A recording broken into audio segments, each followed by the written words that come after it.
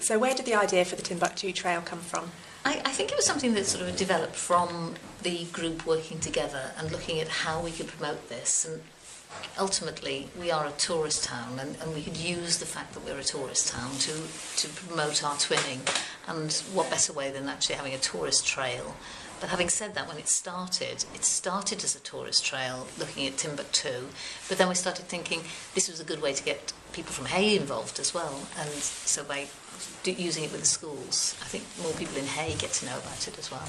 First of all, looked at the Millennium Development Goals and thought, we need to actually use those in what we're looking at. Millennium Development Goals, about improving the world for everyone, for people of other countries, for people of this country.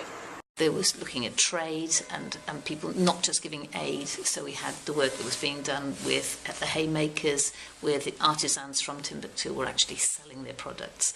There was the issue of community garden, which was an issue for our town, about needing people wanting places to grow their vegetables, but about people eradicating starvation and hunger. We went to the medical centre. We looked at the work that was being done by medics for Timbuktu, and then we came up with the ideas collectively of what do we think are similar, what do we think we should be using to look at different elements of Timbuktu and us. Obviously the books were a huge focus. Ahmed Baba, il y a plus qu'1 million de livres. Oui, je confirme qu'il y a plus d'1 million de livres là-bas au centre Ahmed Baba de Tombouctou. Wow. Parce que c'est plus grand qu'ici aussi, qu'on vient de visiter. Okay, so the centre Ahmed Baba is much bigger than the cinema bookshop in Hay. So they were just explaining that there are more than 1 million books housed there. C'est l'histoire du monde qui se trouve là-bas. You can find the history of the world in this library. And actually, when we did it, we could have done lots more. There were so many things that we wanted to join together. We can learn from each other that this is not something where we're saying, oh, Timbuktu is a small, is an underdeveloped, poor African country.